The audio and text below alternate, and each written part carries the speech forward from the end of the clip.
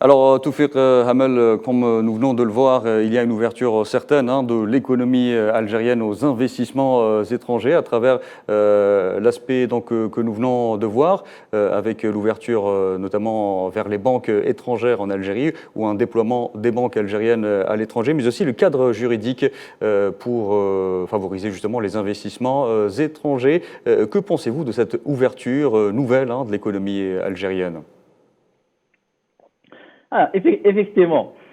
Alors, un investisseur cherche deux choses, la sécurité et la rentabilité. Ça veut dire que sur le plan, en termes de sécurité, pour l'instant, l'Algérie représente des garanties de sécurité, de stabilité, ce qui signifie globalement que ces investissements sont protégés à partir du moment où l'État présente une certaine stabilité, même s'il y a de l'instabilité autour du voisinage, mais ce n'est pas le cas de l'Algérie. Ensuite, il y a la question de la rentabilité. Le plus souvent, ce qu'on reproche souvent à l'Algérie, c'est l'insécurité juridique, c'est que souvent, il y a toujours des changements de loi, ce qui pose des problèmes pour les investisseurs et qui ne leur permettent pas de faire des prévisions à long terme. Et c'est depuis l'arrivée du président Tebboune, on a constaté un changement dans la gestion des affaires de l'État. Il y a une volonté réelle d'instaurer une économie qui n'est pas dépendante des hydrocarbures. À partir de là, il faut s'ouvrir vers des investisseurs étrangers. L'État, évidemment, c'est toujours intéressant que l'État investisse, mais actuellement, on vit dans un monde mondialisé et aucun État, même les pays développés actuellement, ne peuvent pas financer seuls leur investissement. À partir de là, c'est toujours utile et même impératif que l'État algérien ouvre ses secteurs aux investisseurs étrangers. Évidemment, il faut juste garder un certain contrôle. Et votre invité qui a évoqué la question des hydrocarbures et la question des matières premières, évidemment, c'est intéressant que l'État maintienne un certain contrôle sur certains secteurs stratégiques. Mais au-delà des matières premières, il y a également d'autres secteurs qui sont importants.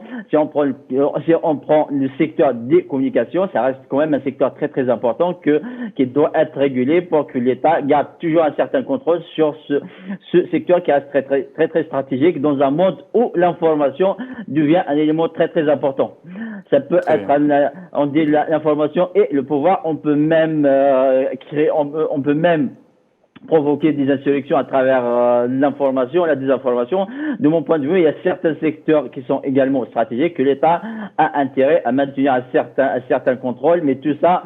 Mais le plus important, c'est que l'État a montré et a affirmé sa volonté de s'ouvrir et d'ouvrir l'économie algérienne à des acteurs étrangers, privés ou nationaux. Ça reste une initiative très très intéressante. Et Toufik Hamel, oui. Vous qui êtes expert en géopolitique, cet aspect d'ouverture que prône aujourd'hui l'Algérie et bien d'autres pays en voie de développement, fait-il partie de la diplomatie économique qu'on prône aujourd'hui ? En fait, ça fait partie de la diplomatie économique parce que ça permet de renforcer certains liens avec certains États, mais au-delà, ça devient un impératif. Actuellement, les États se retrouvent des acteurs parmi d'autres. Il y a des acteurs privés actuellement, il y a des sociétés multinationales qui ont un PIB plus important que celui des États. À partir de là, c'est toujours intéressant que certains investisseurs investissent, apportent une valeur ajoutée, à condition que l'État ne perde pas son contrôle. Il y a souvent le modèle chinois qui est présenté. Le modèle chinois, le modèle indien. Si vous regardez le modèle chinois et indien, le développement de la Chine a été réalisé sans les investissements, sans les capitaux du Fonds monétaire international. Ça a été fait grâce à des capitaux, mais sans subir les conditions qui ont été imposées par les institutions internationales. Donc des investissements directs. L'investissement direct, ce que je veux dire, même dans le cas du capitalisme chinois, la Chine a adopté un modèle capitaliste, mais c'est pas le capitalisme de marché. Donc en Chine, on parle d'un capitalisme d'État. Qu'est-ce qui distingue le capitalisme d'État et le capitalisme de marché? Le capitalisme de marché, l'élément principal, c'est le profit. Le profit, c'est le facteur principal.